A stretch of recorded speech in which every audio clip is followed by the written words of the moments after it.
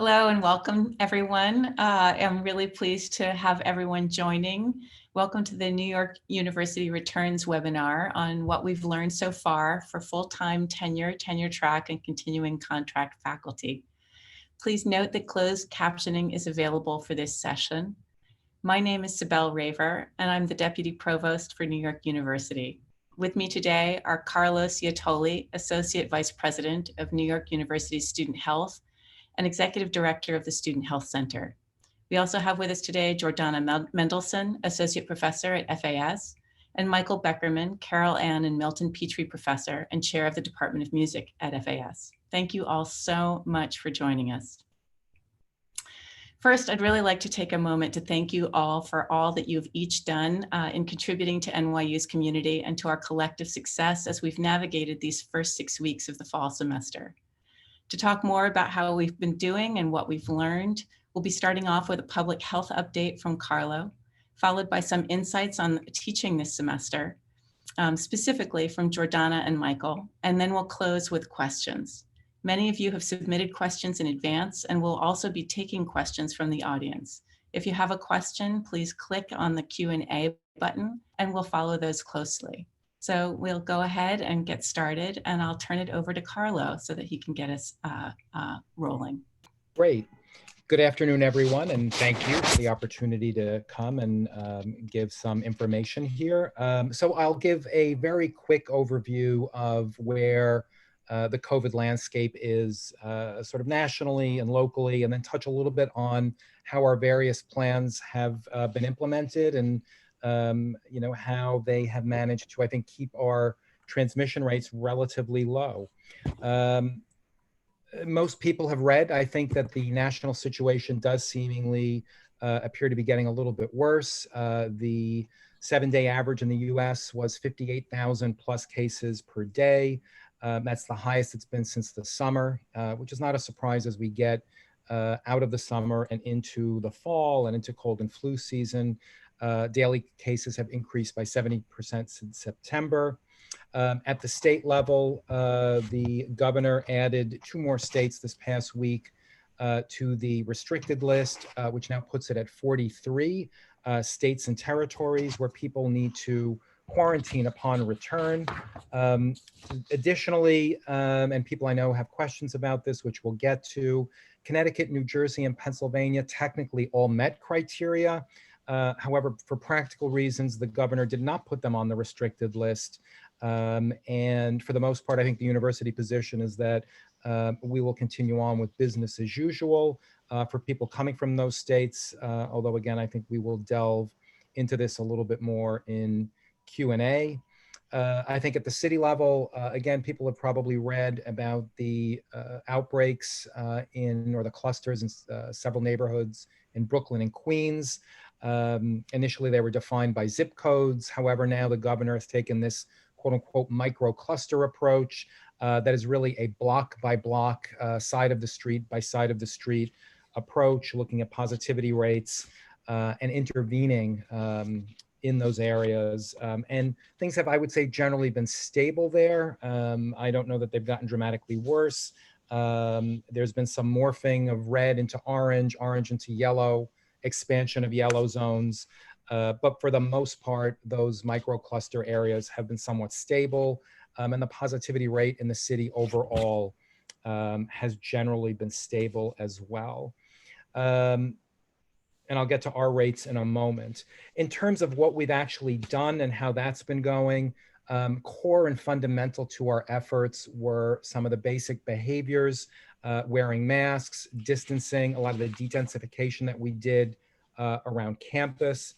And I think for the most part, that's gone exceptionally well, and I think it's contributed to a lack of significant transmission on campus. The best objective measure that we have, and I think one of the more successful programs that we've been running, is our Public Health Ambassador Program, where we now have several hundred students who are out and about providing masks, encouraging people throughout campus to wear their masks, maintain social distancing. And at the end of each shift, they are actually asked to assess from their perspective how compliant people were with wearing masks and how well they social distance. And each day, Mark Weiss circulates that report as to how compliant the community has been. And I'll just share yesterday's, which I think is a good representative of how things are going. 132 public health ambassador end of shift reports, 116 rated mask compliance as high, 15 as moderate, and only 1 as low. 112 of the 132 rated distancing high, 20 moderate, and none said low. So I think you can see that for the most part, the community is doing what we have asked of them. So I think from the mask wearing and the distancing perspective, things are going exceptionally well. As we have done our ongoing testing, we are certainly identifying cases, isolating those cases, doing contact tracing. And again, we'll delve into contact tracing a bit more, the actual process behind it. And what that has meant is a lot of people having to go into isolation and quarantine. And one of the things that we did learn this semester, if you remember, from a travel quarantine perspective, we had many students, particularly freshmen in the residence halls, having to quarantine upon arrival. And then as we had positive cases throughout the subsequent weeks, many of them had to isolate or quarantine a second time. It's a difficult situation, particularly for a freshman away for the first time, perhaps doesn't have a tight social circle, network of friends, classmates.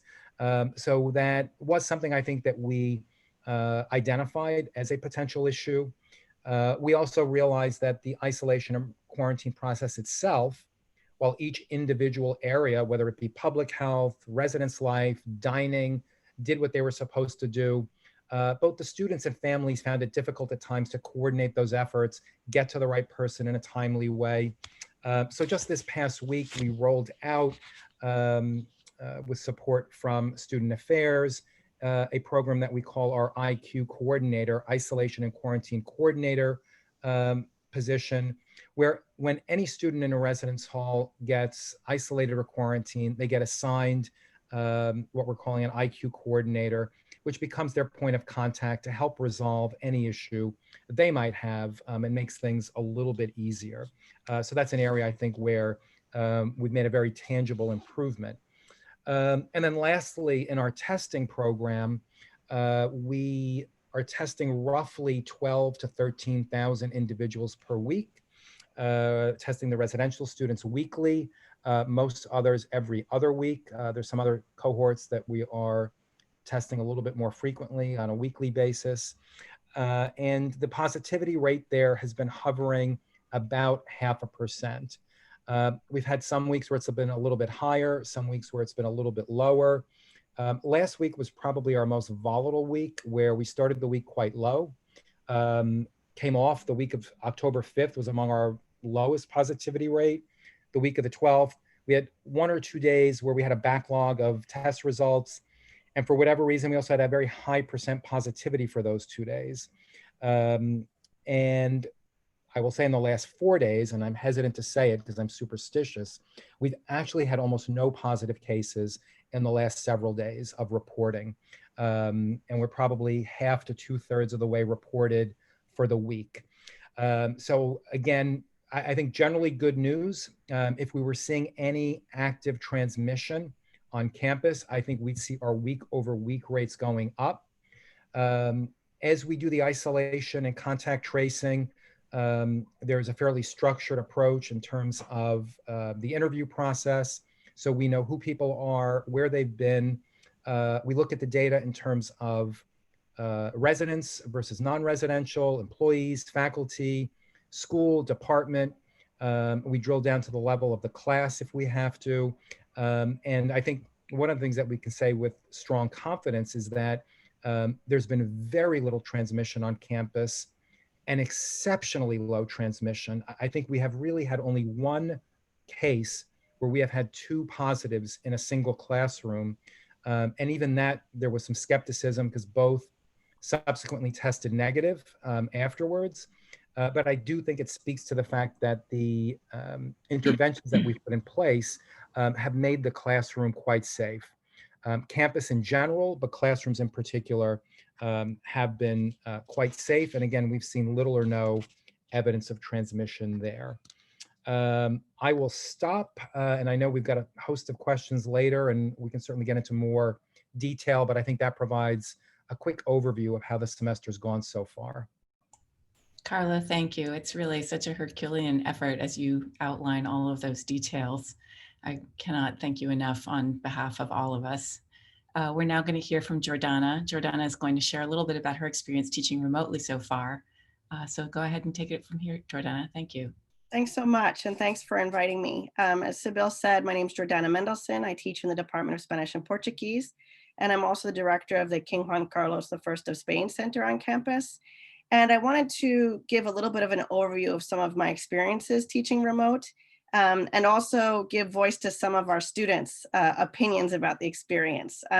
So first, I gave a presentation a week or so ago where I tried to summarize what I felt were my takeaways from teaching remote since the spring. And I put them into 4 categories: community, connection, collaboration, and creativity. And for me, those 4 ideas really try to harness the challenges and opportunities that we've been facing in shifting to remote education. And I would say that for me, there are a few things that have made it manageable for me, managing what is an otherwise really difficult task. I think everyone would agree that it's been a huge amount of work. For those of us who are parents with younger children, it has been a Herculean task because we are managing not only migrating our own pedagogies online, but also managing our children's online education. So I just want to give credit to everyone on campus who is a faculty member, but especially to those of us who are working parents. Working parents all over have a challenging time. But I'd also say we've been uniquely given a unique opportunity to watch our children in the online environment and perhaps apply some of those takeaways to our own jobs teaching other people's children, right? All of our undergraduate and graduate students are someone's children. And I feel like it's broadened our empathy, broadened our ability to understand the challenges that they face, and I think ultimately make us better equipped as teachers. So I would say that all of these experiences come with mixed takeaways, but that I would say that being a parent to an online student has allowed me at least to apply some of those lessons to the classroom. So in terms of community, and I'm going to share my screen in a minute and take you through what some of this looks like. But I would say welcoming our students has been very, very important. Trying to share the challenges of our environments with them so that they understand that we understand the challenges in their environment. A lot of our students are faced with challenges that they haven't experienced. Even our commuting students used to have a getaway, right? So our students who are now in the Bronx and Queens, who are New Yorkers, as we are, used to be able to come on campus and have their classes and have social environments, and they're also at home. And then our students who are far away, I have students in my class that log on from California to New Delhi and South Korea. So we're managing students across multiple time zones.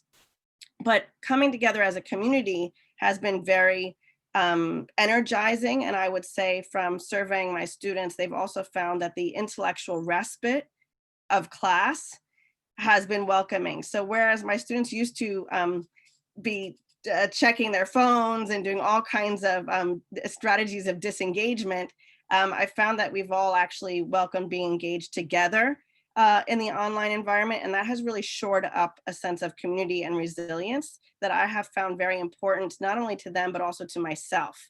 And teaching has actually been very important for me and a grounding experience to keep me focused on my intellectual endeavors outside of this other, environment. So connection has been really key.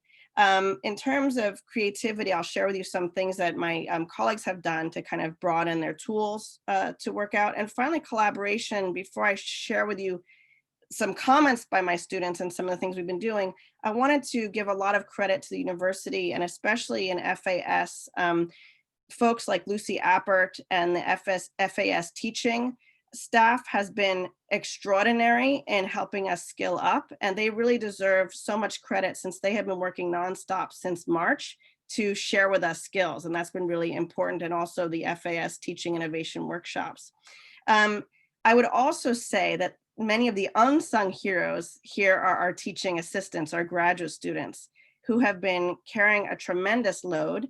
And when I surveyed my students, I did an informal survey of my 80 students in my cultures and context class, which I would say is 80% freshmen. So there are, one of my grad students said pandemic and millennials combined, pandemials. So our freshmen have really not had the benefit of experiencing us ever in person. And so most of those pandemials are in my cultures and context class, and all of them remarked how extraordinary their TAs were, how fortifying their recitations were, how important it was for them to speak and discuss and share opinions, which you can't really do in a larger class. So I just want to provide a snapshot of what they said was good and challenging. They said what was good were some of the strategies we're using, which I'll share with you. We do pre-recorded capsule lectures. We use Google Forms. They really liked those strategies because it allowed them to review material afterwards. They enjoyed the Google Forms for checking in and consolidating their information. They enjoyed the variety of learning formats. We call it multimodal learning, right? Media, not just book reading.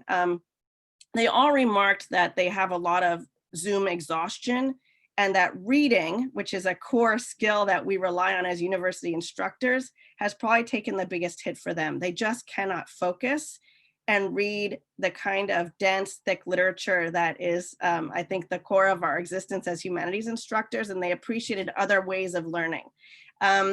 They appreciated how accessible we are, and myself and my TAs try and make ourselves very accessible, and they feel fortified by that. They have appreciated our understanding of their circumstances. I mentioned the welcoming videos and other tools. I cannot emphasize enough for all of us as professors to share empathy.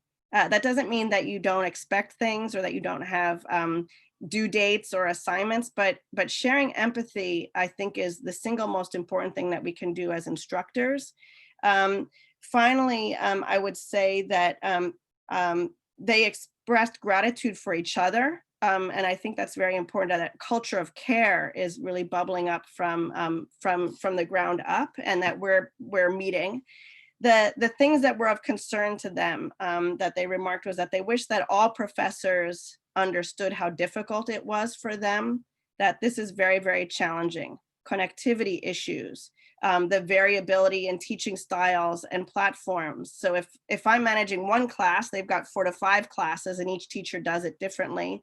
They said it was very challenging also in terms of managing the time zone difference. Some of my students are up until 4 or 5 o'clock in the morning to engage in synchronous education. And we should keep that in mind, that our students are really dealing with sleep deprivation, change of schedules, as well as oftentimes difficult or challenging home environments. So that if our family environments are challenging, so are theirs. So we need to extend empathy to them in that regard. And then I think this is the most obvious thing that they remarked on their form, is that we are living through a pandemic. And that as much as they like to silo themselves intensely for an hour and 15 minutes, once they log off, they've got the kind of crashing reality of what we're doing around them. So I felt that they were very generous in providing that feedback. Now I'm going to just share my screen and take you through some of the things that the students remarked was good for them. This is our website for our class. It's a cultures and context class. We made these welcome videos, which they really enjoyed getting to know us a little bit. We shared some of our home environment with them. They also remarked that they enjoyed these capsule lectures that I do for them, and I'll show you how they access them. So in other words, after each class that we meet with synchronously, I put online the capsule lecture that they can go back and watch, but it also means that if their internet connection drops out, that happens frequently, they might sign into class and lose connection, they can go back and not lose content. So those lectures look kind of like this. I screen share and share information with them. The Google Forms that they said that they liked are these, they can have the opportunity to make up a Google form. I don't want to share their names on the screen, so I'll just share with you that I have 80 students, and typically our response rate goes from 70 to 75. So they're actively engaged in class. We give them 2 throughout the class. And then finally, I wanted to share with you, we also use the Google form to survey them and their experiences. And you can see here that this is some of their of what they do. But I also wanted to share that we use it as a writing component. So while they're having a very difficult time in doing structured, full thought thinking, we've been able to engage them with their kind of both vocally and also through writing. I wanted to share also tools that my colleagues have taught me. They've used this tool called Flipgrid, and I'm not sharing with you an example because I don't want to, again, share my students with you visibly, but this is where the students record their feedback and then they share it in a Flipgrid that you can see on the bottom of the screen. And that's been a critical tool that one of my colleagues have used to not have to rely only on writing. And then also different formats. So one of my colleagues also uses a WordPress site to get feedback from her students. And I'll just share with you that a lot of it is the students participating in building and constructing content. So what I would just end with, and I know I'm running out of time here, again, a few takeaways for me. One is our students as contributors and collaborators with us has been very important. The idea of empathy for us towards them and them towards us has been very important for me, that my students also understand that I have a child in my house and that sometimes he has needs. And we've addressed that with these different techniques of recording ahead of time, doing Google Forms, but that if we want them to be understanding of our situations, we need to extend that same empathy and understanding towards them. And that can look all different ways depending on our students. And I would just offer that that understanding is, I think, what has also allowed our students to remark, and several of them did, that they are very, very happy, in fact, with what NYU has been doing. So I'll just close by reading you actually some of their words, okay? So if I can just indulge, one of my students wrote, "I am extremely happy and proud with how NYU handled online classes. It is super easy and efficient. In all of my classes, my professors teach the class almost as if they were in person. I love how most classes are engaging, even the large 200 classes, and that they ask poll questions, facilitate group conversations." And another one of my students remarked that they were really pleased with how seamless the transition to online learning has been for them. They have found that it was the least stressful when the classes tried to emulate or kind of still carry on with in-person strategies. So this is where our students are kind of, I think, not only voicing their concerns, which there are plenty of concerns voiced as well, but I also feel like they were sharing congratulations with us, that they felt very cared for, supported, and most of all, being educated. For our freshmen, this is their first semester as freshmen at the university. And I would say by and large, my takeaway is that they are pleased to be engaged, they are being challenged intellectually, and that they are feeling supported also in their endeavors to grow as students. And that is the most important relief that I felt in surveying my 80 students, was that by and large, they felt like they were having a college experience. Different, challenging, in ways that they could never imagine, but they were still being engaged as young scholars in their field. So those are some of my takeaways from the last 2 months of teaching. Thanks so much. Fantastic, Jordana. Thank you so much for sharing. I just got an email from a colleague who talked about teaching online. And until recently, he hadn't gotten a lot of feedback from students. He mentioned that it felt like throwing words into the abyss. And I just love that you have really prioritized and put forward this way of keeping connection and engagement and relationship and empathy right at the forefront of all that you're doing. So thank you for that. Michael, I'd love to turn it over to you now to share your experience in teaching in person. Thanks very much for inviting me. And of course, thanks to Carlo and Jordana for their inspiring talks. I noted in the questions, the pre-questions, that somebody wrote, does anyone still think that blended classes are a good idea? So I'm going to answer that with what I would call 5 reasons to teach blended classes.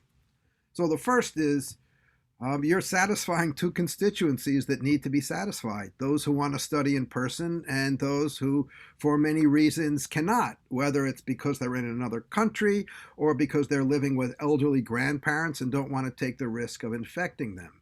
So, my view is unless we ourselves have a health condition or another reason not to be there in person, it's both a privilege and a responsibility to be able to do our best to accommodate our students. And a blended class is critically important to that mission. It goes without saying that any entirely in-person class can immediately become a blended class if someone needs to go online, which has happened in my class. And I should add that I feel completely safe in the classroom. The second reason for teaching a blended class is it's a challenge. Now, of course, we know that the word challenge has different flavors and meanings, but I mean it in the best sense. No one is a perfect teacher. And actually, the worst class you ever taught may always be somewhere around the corner. But I would say in my case, I've been teaching for 40 years, and I pretty much know that I can succeed in a normal classroom setting. Since in many ways I can carry many of those techniques to online teaching, and I have lots of bells and whistles to use, including the godlike capacity to put people in breakout rooms. I'm pretty confident that I can handle things online. I'm not, however, confident about doing a great job in a blended class, and I love that. I love the challenge of trying to have a discussion between a masked student in front of me in New York and an unmasked student in China. I love it when one of my students online in Harlem gets into a heated argument with a baseball player from New Jersey. And sometimes teaching a blended course is a little like a high wire act, but it has the excitement and satisfaction of that as well. The third reason, I think, is because this hasn't really been done much before. When you do it, you're the vanguard. You're the cutting edge. It's a laboratory. It's an experiment. Now, I'm going to say something that maybe some of my friends in the administration might look at askance, but I know for a fact that the university and the administration care deeply about teaching in the broad sense. But I'll also say, guess what? Nobody cares what goes on in your class, because your class is your class and it's between you and your students. And so I think it's so important to have the capacity to take risks, do different things. Who cares if something fails? This is a moment where, if you're teaching a blended class, in many ways you are reinventing education on the spot. And again, having the confidence to try it, to see what works, to fail, to do new things, this is the moment to do it. 4, and this is something I've found, that it really does take an extraordinarily different kind of concentration to really do your best in a blended class. And like all such things, in various ways, I find that attention, that acuity, which is necessary for me to do well in a blended class, makes it so when I do another kind of teaching, whether it's entirely online or entirely in person, I feel that I'm more focused and better able to do things because of having done this thing with a blended class. Finally, in my own work, I've increasingly rejected the notion of, let's say, communal reception. I find in my work, again, that all experience of what we used to call artworks are at the level of the individual. And I believe that teaching, too, has to be on that level as well. So developing some kind of relationship with our individual students, either through grading their assignments, interacting with them in class, or through one-on-one meetings, is the foundation of any course I teach. And I can tell that Jordana echoed that in her approach. This attention to our students as human beings, one by one, is good for the students, good for us, and absolutely necessary in a vast university like NYU, where the knock on the institution could always be, it's too big and impersonal. And so there you have it.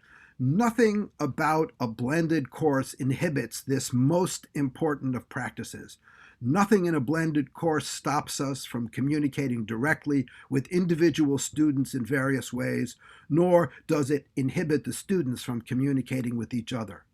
Blended courses are a challenging, exciting, and fresh way to use the classroom, and hopefully it keeps us on our toes, and in that sense, keeps us fresh and exciting as well. Thanks.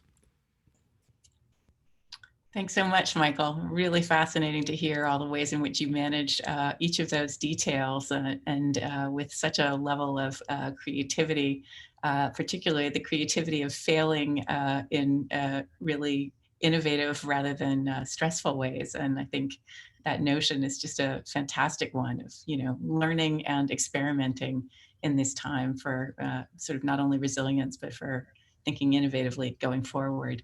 I'd like to go ahead and turn it back now to a couple of the questions that are at the intersection, I think, of classroom experience and health and safety for our community.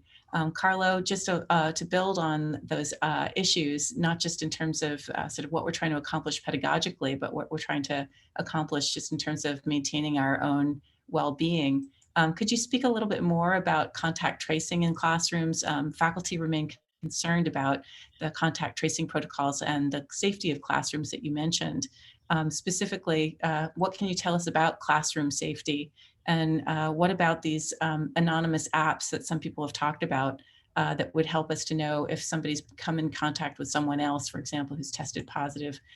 Give us just a quick sort of rundown on your views of that so that we can knit that together with some of the pedagogically really lively and vibrant points that both Michael and Jordana have made. Sure.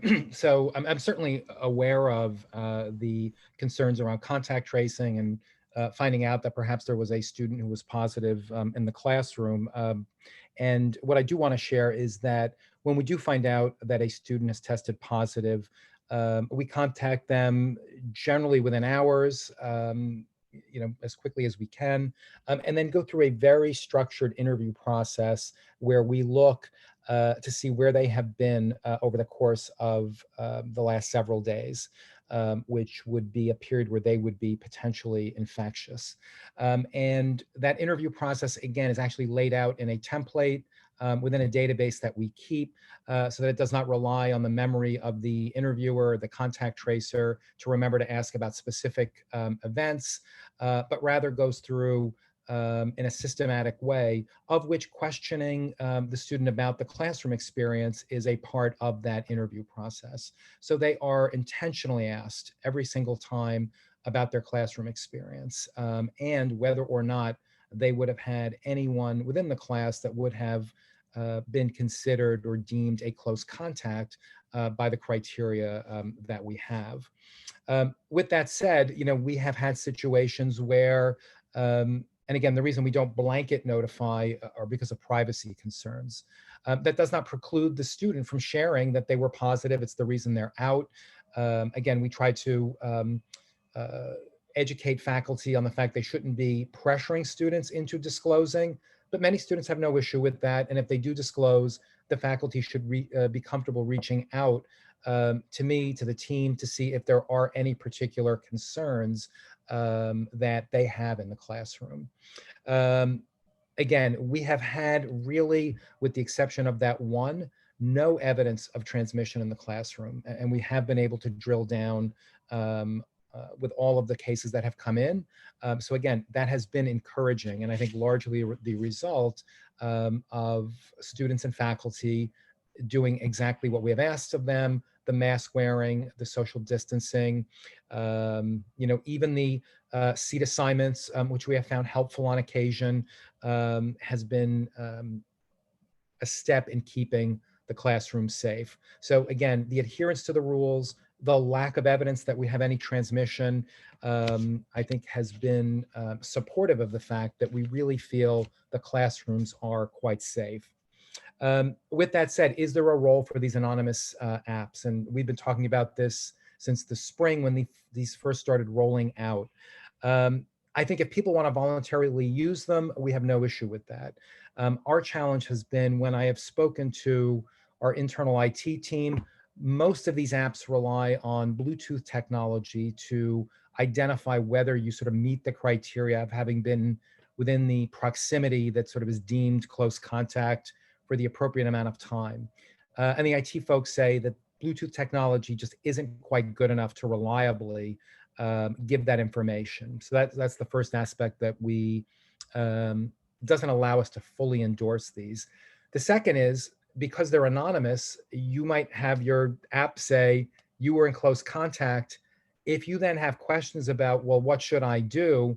Obviously, there's no other contextual information around that. We're relying completely on the app to give us that information. So while we have not sort of dissuaded people from using it on a voluntary basis, we've not given it sort of a full endorsement and a more mandated approach to what we've done. Now that may change as the technology changes. There may be other ways to leverage the technology to be helpful, but right now we have not given it the full endorsement.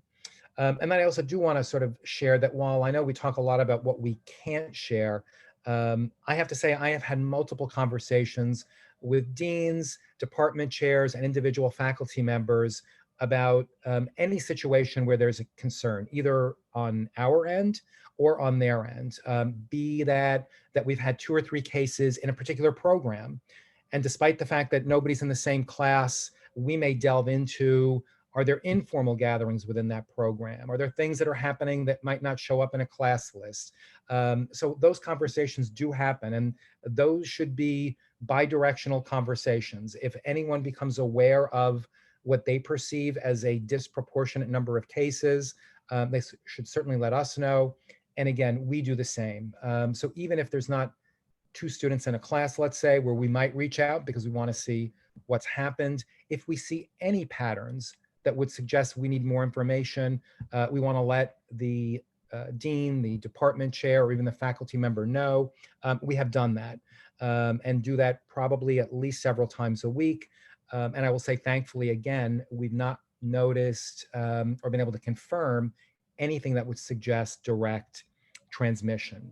So again, all to say, right now, the classrooms seem to be among the safest places in all of campus. Thanks, Carlo. I think that, that leads me to really want to lift up this next question regarding Thanksgiving break. What's the plan for Thanksgiving break? I think there's a lot of sort of, are we, quote unquote, shutting down? How can we at the same time keep everybody healthy and safe? And what I'd like to do is ask you to speak a few minutes about Thanksgiving break, but then I'd really like to hear from Michael and Jordana on how they're preparing for this shift where students may be returning home and staying home so that they don't have to face yet another period of quarantine should they leave the state to go to be with family during the holidays. Right. So I think you've captured one of the biggest logistical challenges, which is with 43, states and territories now on the restricted list, and who knows how many more by the time we get to Thanksgiving. It does pose a bit of a challenge because if they do quarantine upon return, that's probably half of the remaining semester, perhaps even a little bit more, depending on if and when they have finals and when those finals might end.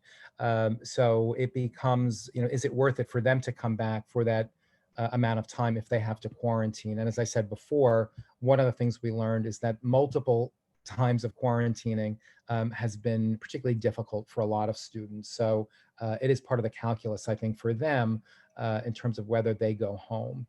We'll continue to test up and through the week right before Thanksgiving.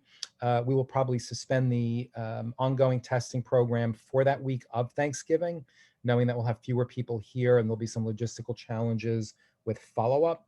I will say the COVID prevention and response team will certainly be scheduled throughout Thanksgiving week, as there are other support functions that they provide, the daily screener, people who are self-reporting being positive, people coming out of isolation and quarantine who need follow-up.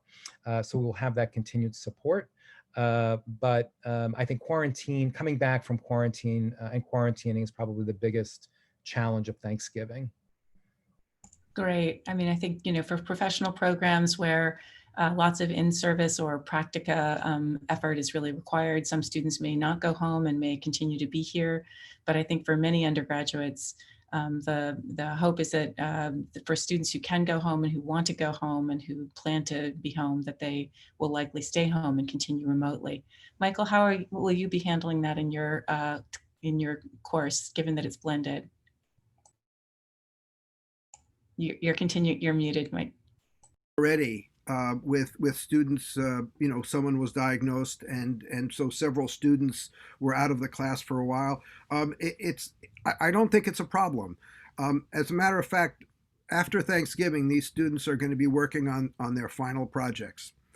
This is a freshman seminar. It's a brilliant idea to have a seminar in the freshman year, and it's not just another class. It's a seminar to really give them a sense of what it means to do exciting cutting edge research. So I don't want to overstate this, but I'm hoping that they are so excited by the projects they're doing, they don't care where they are. So I have one person who's doing how is fake sound in sporting events being used to create all kinds of effects. I have somebody who's doing interviews with people, street musicians, on the impact of COVID on street music. Somebody else is studying a 1917 South African song about the influenza pandemic and transcribing it. And another person is actually, it's a downer subject, but humanities has downer subjects nowadays. What happens when people don't want to hear music, when things are bad enough? I'm just hoping that these students are so compelled by their projects that if they're home, if they're school, they don't care. It's equally exciting. And obviously what Jordana said, which is empathy, flexibility, and caring brought together at all times. It's not going to make our students weak if we extend some flexibility and mercy to them sometimes when they can't really get it together. So I'm looking forward to it. Terrific. The Herculean adventure and metaphor continues to the students themselves. It's just awesome. Well, I don't have kids at home either, right? So yes. That's an advantage. Absolutely. Jordana, anything going to change in the way that you're offering your course? I mean, mine is 100% remote. And actually, we just had I would also shout out to our librarians and our curators of special collection. I've brought all of them into my classroom so that we've been trying to train our students to do online research from the start, knowing that there's limited access to the library.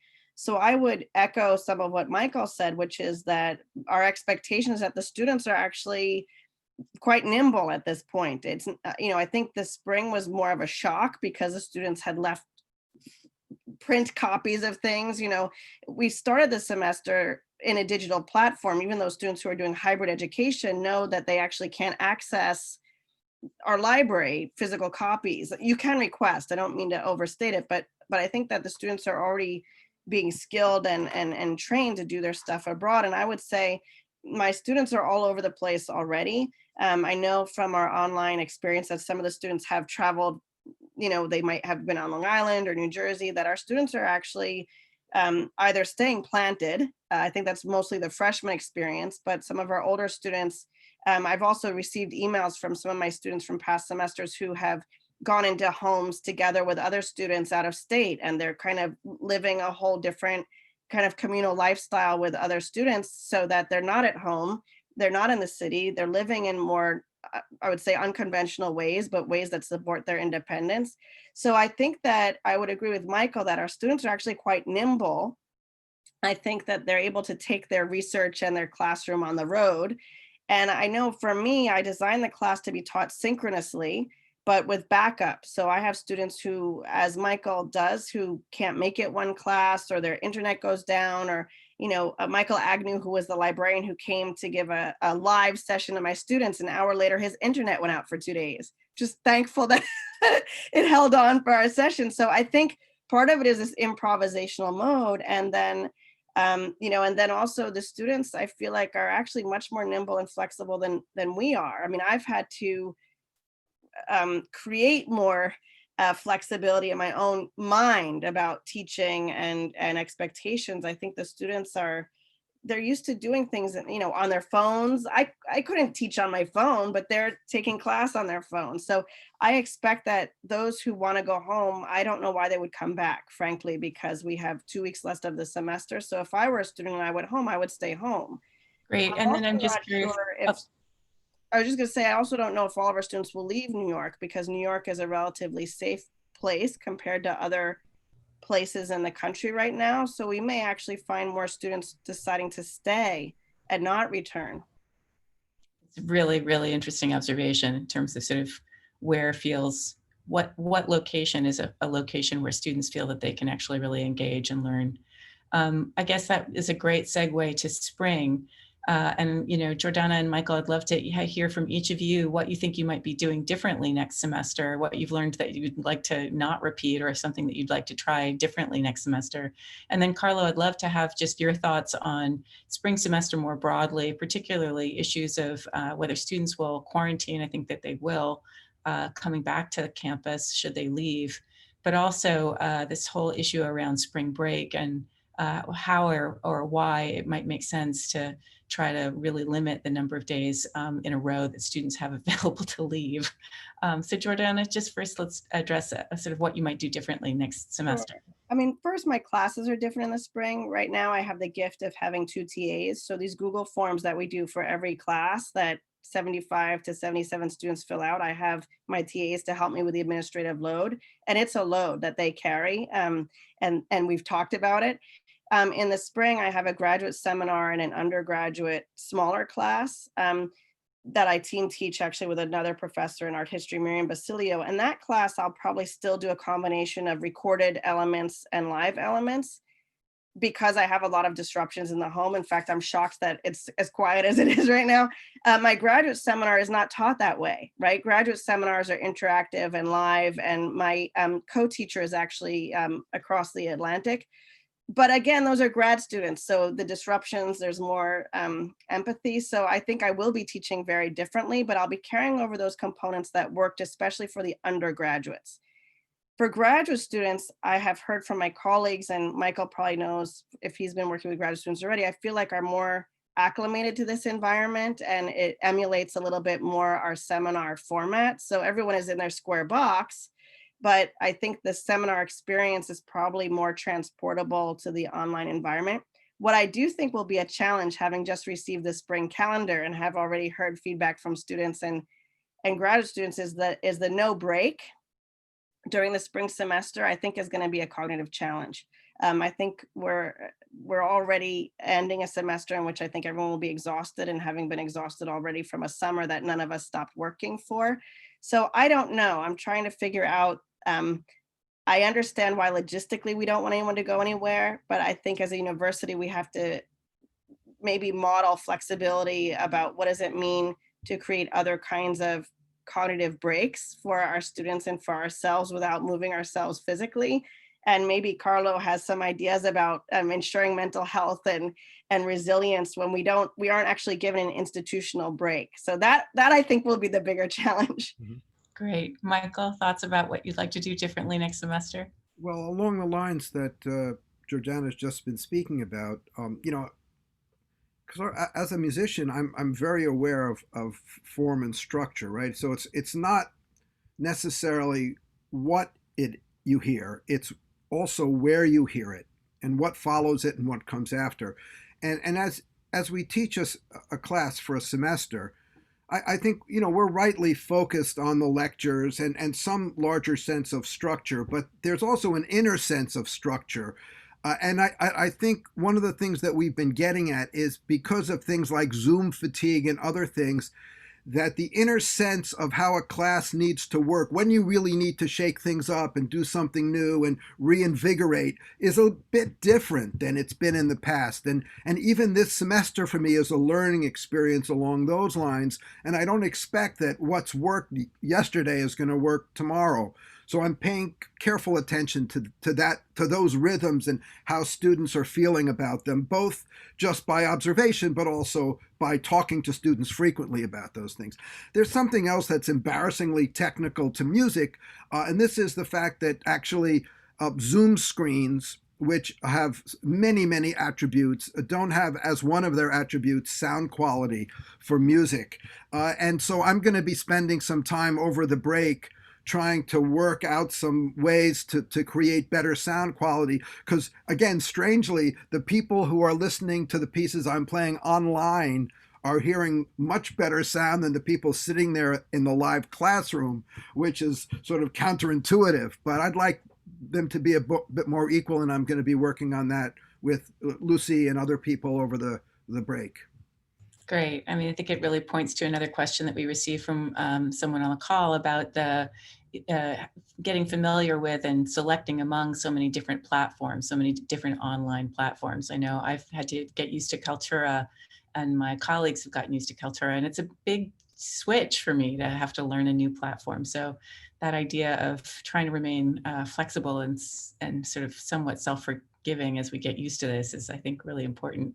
Carlo, do you want to speak a little bit about spring, the sort of logic of the calendar and issues around quarantine, both in terms of just giving everyone the heads up about needing to prepare for what to do if we travel out of state and if our students travel out of state, and then also how it might make sense to think about the cadence of the semester? Sure. So I suspect the spring semester will look very much like the fall semester, including the need to have to quarantine if students do go, or anyone for that matter, does go away out of the area to a restricted state. So there will be the logistical challenge of quarantining people when they return for the start of the spring semester. More likely than not, we will also do another round of what we call gateway testing, or that initial testing upon return, and then continue our ongoing testing program as well. In terms of spring break, I think one of the things that we learned, both frankly from last year's spring break, but even early activity when campuses first opened, and there was some downtime and a lot of social activity, was the sort of public health risk of that time. And I think if we think about both the actual travel component, logistical issues aside, and whatever small additional risk, sort of long distance travel sort of imparts, the risk of sort of exposing yourself to a lot of other new people in potentially high risk states, and even people who might not, necessarily go to Florida for spring break, but just go visit family. More recently, the director of the CDC even said that, frankly, what was driving a lot of the increases more recently were smaller social gatherings just among family and friends. So I think the sort of synchronous sort of coalescence of all of that happening at the same time within 1 week, I think really poses significant risk. Whereas breaking that up over several 3-day weekends, I think really mitigates a large part of that, not all of it. I think people pose the question, well, can't people travel on a 3-day weekend? Possibly, but I think people are less likely to travel further, and certainly not all at the same time. I think the sort of cognitive burden of not having a break is felt by all, myself included. And I think one of the things that I would sort of turn back to the faculty is what we heard loud and clear from students is, it's not even about going away. It is about having nothing to do. And I think their fear is that faculty might use 3-day weekends to simply add more work rather than say, hey, this is an opportunity to, take away some work and maybe allow you the opportunity to do nothing. So I think this will be a collective effort. I certainly know within student life, student affairs, there'll be some programming.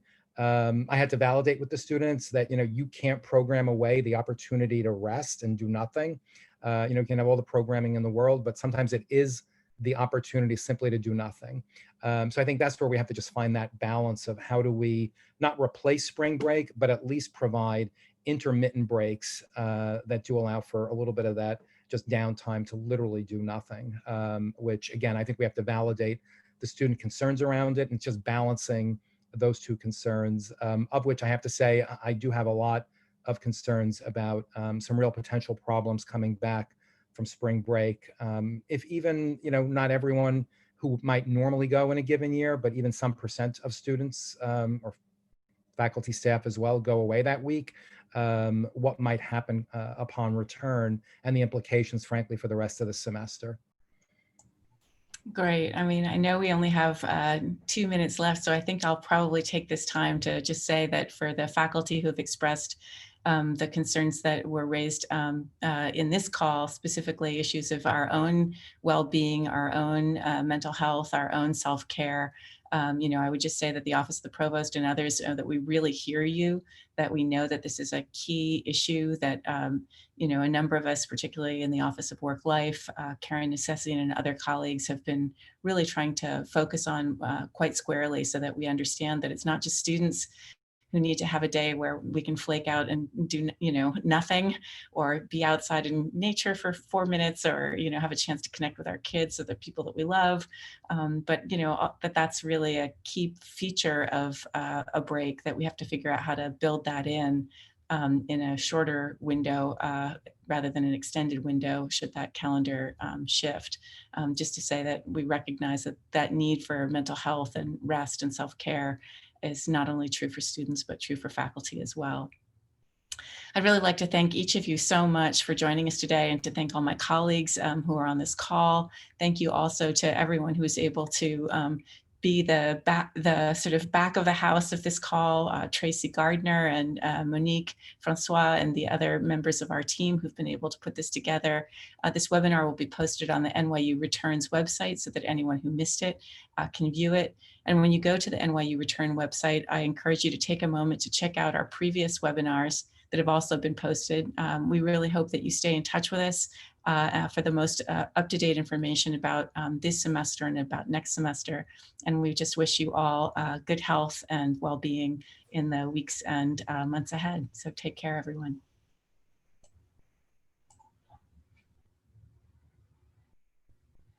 Thank you, Michael. Thank you, Jordana. Thank you, everybody.